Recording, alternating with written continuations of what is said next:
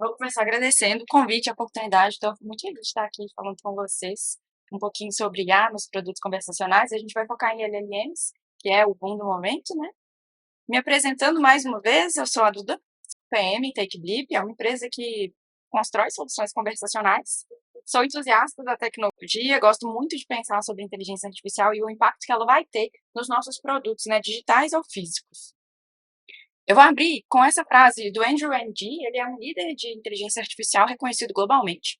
Ele falou lá em 2019 já, né, que se uma pessoa consegue performar uma tarefa com 1 segundo de pensamento, então essa tarefa provavelmente pode ser automatizada pela inteligência artificial, seja agora ou no futuro. A gente já sabe que a IA, ela é uma superpotência na hora de automatizar as tarefas, automatizar os processos e trazer mais eficiência. Mas ela vai muito além, né? Vou continuar aqui, né, falando de dados. Não dá para falar de inteligência artificial sem falar de dados. Os dados, eles são matéria-prima da IA. A gente usa dados para construir os algoritmos, para treinar os modelos, e quanto mais dados a gente tem, dados de qualidade, mais potência a gente traz para os nossos produtos conversacionais. Esse infográfico, ele traz a quantidade de dados que a gente produziu em 1 minuto no ano passado. Para vocês terem uma ideia, né? A gente publicou mais de 60 mil fotos no Instagram, quase 6 milhões de buscas no Google, e 16 milhões de mensagens de texto enviadas em 1 minuto no ano passado. Imagina no final do ano o que a gente vai ter. E por que eu quero falar disso? Porque quando a gente pensa, então, que os dados são a matéria-prima da IA, nunca se gerou tanto dado quanto atualmente. É claro que a gente começa a pensar o que vai ter, né? Quais os desafios, quais as oportunidades que a gente vai conseguir trazer para os nossos produtos usando inteligência artificial, agora que a gente tem essa quantidade massiva de dados. Vou continuar e vou entrar mais nos produtos com essa frase do Sundar Pichai, que é o CEO da Google e da Alphabet. Ele falou esse ano que todo produto de toda empresa vai ser impactado pelo rápido desenvolvimento da inteligência artificial. O que eu interpretei disso, né? O que eu comecei a pensar? Que é inevitável que a gente comece a ver uma mudança radical nas relações de usuário-produto. A gente não vai mais se relacionar com os produtos da mesma forma. A gente já está vendo essa mudança, e eu vou trazer um exemplo super legal que eu vi recentemente online, uma hipótese de que em algum momento a gente não vai ter mais prazos de validade nos nossos produtos alimentícios. Como que isso aconteceria? A gente teria inteligência artificial perpassando toda a cadeia produtiva, desde o campo lá, quando o agricultor está plantando, passando pela indústria, quando a gente está processando aquele alimento, até chegar dentro da nossa casa, na nossa geladeira, a gente teria inteligência artificial em todos esses lugares da cadeia produtiva, trazendo mais eficiência para o processo e retirando a necessidade da gente ter prazos de validade. Imagina como que isso não mudaria a nossa relação com esse produto em específico e com todos os outros, né? A gente pode começar a pensar várias formas de alterar essas relações de usuário e produto. Para começar a entrar, então, nos produtos conversacionais, eu trouxe o RoboEd. Eu não sei se todo mundo conhece, eu adorava quando eu era criança, né? Conversava muito com ele, era bem divertido. Eu ficava me perguntando se era uma pessoa que me respondia, mas depois eu cheguei à conclusão de que era impossível alguém me responder tão rápido. E aí, por que eu trouxe? Porque a gente ainda vê um pouquinho esse paradigma, né, do chatbot, da tela, da gente estar conversando por texto e trazendo ali essa experiência que é muito similar à experiência de um chatbot que você conversa no WhatsApp ou no computador. Só que lá nos anos 90, nos anos 2000, né, quando a gente tinha essa experiência, ela era é, parecida com o que a gente tem hoje. Só que a gente já está no momento de transição. Então, se lá a gente conversava dessa forma, hoje a gente já pode falar assim: eu não preciso nem mesmo de uma tela, não preciso estar na frente de um computador para entrar em contato com o produto conversacional. Tenho certeza que alguém aqui já foi ou já presenciou alguém sendo interrompido pela Siri ou pela Alexa no meio de um Meet, porque ela achou que você estava falando com ela. E não, lá a 6 metros de distância. Então, olha a mudança que a gente já está percebendo, né? E o que é isso? A gente está se comunicando cada vez mais com os produtos conversacionais da mesma forma que eu me comunico com vocês. Em 2020, a Gartner lançou uma pesquisa e lá em 2020, mais de 70% dos usuários já gostariam de entrar em contato com as marcas da mesma forma que entram em contato com as pessoas. E produtos conversacionais têm tudo a ver com isso. E se a gente está vendo essas mudanças nas relações, tá? Cada vez mais ficando parecido com a relação que a gente tem um com o outro, de pessoa a pessoa, como que a gente vai pensar as nossas experiências a partir de agora?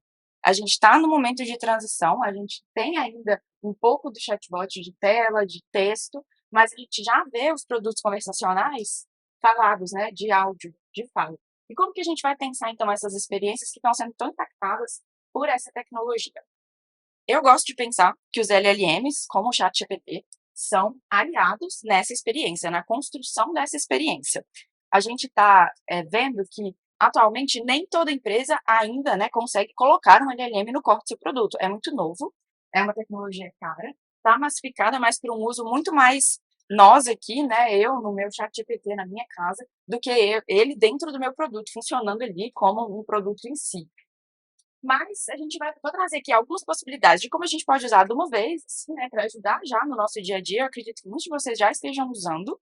E como eu acho que vai acontecer, o que eu acho que vai acontecer com os produtos conversacionais a partir do momento que a gente tiver um produto, que a gente pode falar AI first, mas pensando muito que é um produto com um LLM no core ali, no motor de inteligência artificial dele, sendo um LLM. Não mais no final de uma cascata, que a gente já tem alguns produtos que fazem toda uma cascata de validação, colocam um LLM no final para tentar melhorar ali as tratativas de erro, principalmente. E para falar disso, eu vou ressaltar duas capacidades desses LLMs, que são as capacidades produtiva e preditiva. O que eu quero dizer com a capacidade produtiva? É a capacidade mesmo de produzir e gerar os textos, né? Essa capacidade produtiva ela vai trazer muita escalabilidade para os nossos produtos, ela vai conseguir trazer uma experiência mais interessante e também muita personalização. Acho que personalização é a palavra aqui quando a gente vai começar a pensar nos produtos que vão ser construídos em volta de um LLM. Para exemplificar, uma coisa que a gente já pode começar a fazer é usar os LLMs, usar o ChatGPT, por exemplo, para ajudar a construir os fluxos, seja uma árvore de decisão assim, ou seja o próprio conteúdo que vai dentro dessa árvore de decisão. Recentemente a gente fez um hackathon lá na Take e algumas soluções apareceram muito nesse sentido, né? Um hackathon de GPT. A galera usou o GPT para criar fluxos assim dentro do Figma. Foi muito legal, a eficiência que traz é muito, né, é ampla a eficiência, a gente consegue fazer muitos fluxos em tempos muito menores, e já é uma forma que vocês podem usar aí no dia a dia, acredito que muita gente já esteja usando até.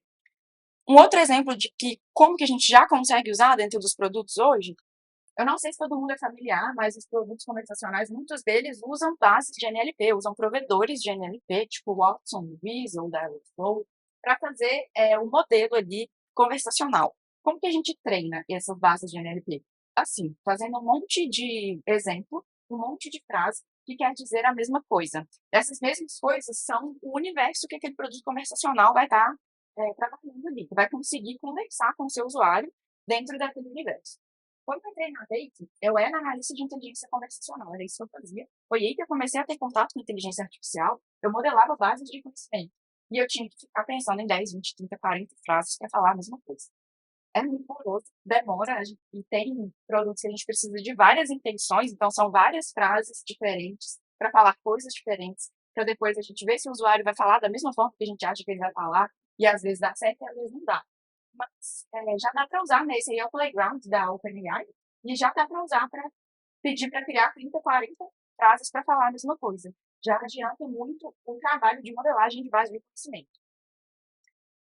Só que aí, quando a gente começar a pensar nos LLMs integrados ao core do produto, a experiência muda, né? O paradigma muda. A gente não vai mais precisar, e eu arrisco dizer até que nesse momento, quando a gente tiver amplamente a utilização dos LLMs nos nossos produtos convencionais, a gente não vai mais precisar de uma árvore de decisão.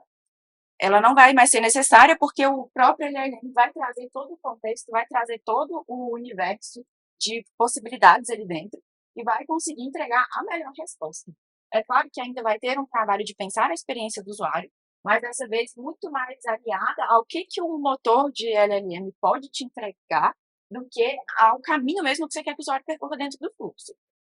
E aí é como se fosse o chat GPT dentro do seu produto conversacional, falando exatamente do universo que você está se propondo ali. É claro que vai ter, sim, um trabalho de fechar o escopo, né? Para conseguir cada vez mais personalizar e melhorar a experiência do usuário dentro do produto. E eu vou entrar, então, na capacidade preditiva. Vocês vão perceber que ela é super complementar à capacidade produtiva, né? Porque se eu tenho a capacidade produtiva me entregando textos, me entregando caminhos e experiências, a capacidade preditiva vem prevendo o melhor texto ou a melhor experiência que eu vou entregar para o meu usuário quando ele está interagindo aqui com o meu produto. Um exemplo de capacidade preditiva que a gente vê muito hoje em dia é o autocomplete. A gente vê nos motores de busca, a gente vê no próprio teclado do telefone, que tem essa necessidade, essa vontade de prever a próxima palavra que você está procurando. Os designers vão pensar muito nisso quando eles falam de fadiga de decisão, né? A gente tenta tirar a fadiga de decisão dos usuários dentro dos nossos produtos e a capacidade preditiva, o autocomplete mesmo é um ótimo exemplo para isso. Eu já te dou aqui um tanto de opção e você não vai precisar pensar, já escolhe aqui a melhor que se encaixa com o que você está procurando. O Quick Reply é uma outra capacidade preditiva e eu acho muito interessante porque hoje a gente usa Quick Reply, né? Os nossos fluxos conversacionais, a nossa árvore de decisão, ela passa muito pelos Quick Replies, mas a estratégia é muito diferente. O que a gente quer com o Quick Reply hoje, majoritariamente? Guiar o usuário dentro do fluxo. Eu quero que ele aperte um botão, primeiro porque todo mundo adora apertar um botão, é muito melhor do que ficar escrevendo alguma coisa. E segundo, que se você aperta um botão, eu tenho certeza que você vai para um direcionamento que eu estou prevendo. Eu tenho certeza que você não vai receber uma mensagem de erro, desculpe, não te entendi. O botão, ele serve muito atualmente, né, no paradigma atual, para a gente direcionar o usuário dentro do fluxo e garantir que ele vai ter a experiência que a gente quer que ele tenha. Quando a gente começa a pensar na possibilidade de ter um LLM integrado no core do meu produto, eu começo a pensar em outras formas de usar o Quick Reply. Eu posso usar o Quick Reply dinamicamente, eu posso mudar o botão, eu posso mudar o texto do botão, eu posso inclusive colocar botão onde não tem botão, ou em pontos diferentes do fluxo, dependendo da experiência que o meu usuário está fazendo ali. Então, aí fica mais personalizada aquela experiência. E não só para o usuário que está usando o produto, pode ser também para o atendente, né, que está atendendo depois. Claro que os nossos produtos conversacionais, eu arrisco dizer que eles sempre vão ter uma camada humana, né? Um transbordo humano. E por que eu não posso usar também o Quick Reply para ajudar esse atendente a responder mais, de uma forma mais legal mesmo para o usuário que está ali, né? Que já passou por todo o chatbot e agora está ali falando com ele e dá essas sugestões personalizadas de acordo com o contexto que ele está vendo ali.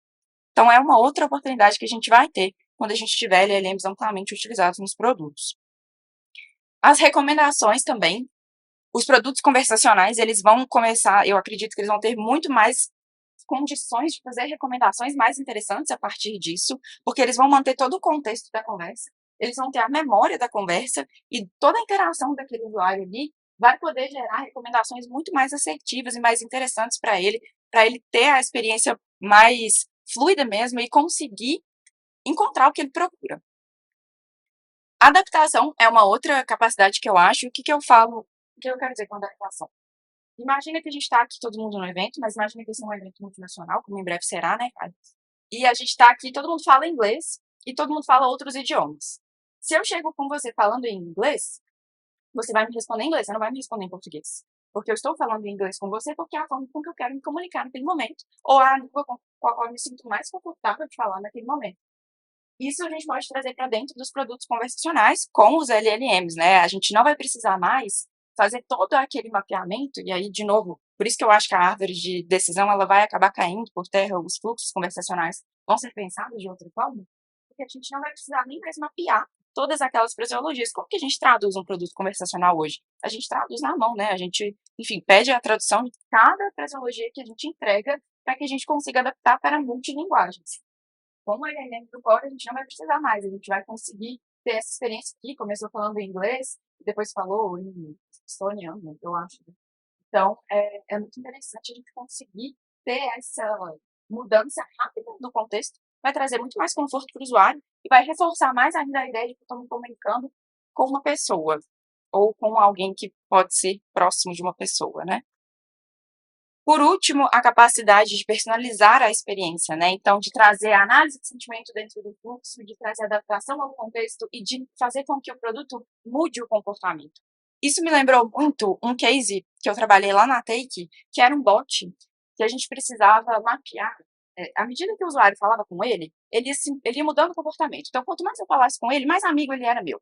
E a ponto de ele me enviar uma foto, se eu pedisse, se ele fosse meu best friend, assim, se eu conseguisse todos os pontos que eu tinha ali dentro daquele contato. Como que foi esse trabalho? A gente precisou, primeiro, mapear a árvore de conhecimento toda, né, a árvore de decisão do fluxo. Depois, fazer as diversas fraseologias, se não me engano, foram 4 níveis de amizade que a gente criou. Então, as diversas fraseologias, primeira vez que ele interagia, e depois de quantas vezes ele interagia, a gente vai mudar um pouquinho, a gente vai ser mais amigo, depois. Então, a gente precisou pensar em tudo isso, na pontuação que ele ia colocando dentro do fluxo, e depois os desenvolvedores precisaram hashcodar lá no back-end todo esse processo, né? Então, o usuário passou aqui uma vez, ele passou aqui 2 vezes, ele passou aqui 3 vezes, ele foi ganhando ponto, ele foi ganhando ponto, até ele virar o melhor amigo do chatbot. Foi um trabalho muito legal, mas muito moroso, né? A gente precisou de muito tempo para fazer isso. E com o LLM integrado, eu imagino que esse tempo aí vai ser reduzido drasticamente. E a gente vai conseguir ter produtos conversacionais que vão se adaptar a qualquer contexto, a qualquer forma de falar, a qualquer necessidade que o usuário tem ali. Falei, né? Falei um tanto, vou resumir um pouquinho dos impactos que eu acho que a gente vai ter, além de, claro, do que eu já trouxe, que árvore de decisão, fluxos conversacionais, daquela forma com que a gente vê hoje no Figma, e a gente ainda vê muito, né? Então, eu não acho que vai cair por terra agora, mas é um processo, não arrisco dizer quanto tempo que demora, mas eu penso que vai acabar sim. Além disso, a gente vai ter chatbots mais eficazes e mais personalizados, conversas que vão entender melhor as nuances da linguagem natural, respostas mais inteligentes e mais humanizadas, e com isso a gente vai trazer experiências mais envolventes para os nossos usuários, muito mais interessantes, né? E aí, para não ficar só no mundo das ideias, né, algumas dicas para a gente começar já a pensar nisso, como que a gente começa a entender esses impactos, como que a gente começa a experimentar dentro dos nossos produtos mesmo. Primeiro é conhecer as possibilidades e principalmente as limitações. Toda tecnologia ela tem limitação, né? Inteligência artificial, a LLM não é diferente, então conheça as possibilidades, mas principalmente a limitação, do que eu não posso fazer ainda com essa tecnologia. Explore as ferramentas, a gente tem muita ferramenta open source, a gente tem muita ferramenta de free trial mesmo, que você pode inscrever, ganhar alguns créditos e testar. Então, explore, porque à medida que a gente vai explorando, as ideias vão se formando na nossa cabeça, a gente vai criando conexões, a gente vai entendendo as possibilidades. Tem a IA sempre como um paradigma, é uma coisa que eu tenho pensado há alguns anos, isso a gente tem sempre que trazer a inteligência artificial como paradigma no ciclo de vida do produto. Desde o discovery, desde do problema que eu estou descobrindo mesmo, como que eu consigo resolver ele com IA, qual a melhor ferramenta de IA para trazer aqui, para resolver esse problema, para construir meu produto em cima dela, ou para construir meu produto aliado a ela. Eu não preciso ter uma inteligência artificial como core do meu produto nesse momento. Eu posso ter ela auxiliando mesmo, como a gente já faz, né? A gente tem já produtos conversacionais que têm inteligência artificial aplicados em vários pontos do produto. Experimente, então é só experimentando mesmo que a gente vai entender como usar no nosso contexto, né? E testando, errando e aprendendo. Porque se a gente não testa, se a gente não erra, a gente não consegue entender a melhor experiência ali e a melhor forma de usar essa tecnologia. Então, testem, errem, experimentem e conheçam muito sobre essa tecnologia, porque vocês vão começar a pensar em diversas possibilidades. Eu adoro, gente. Eu acho que é isso. Obrigada.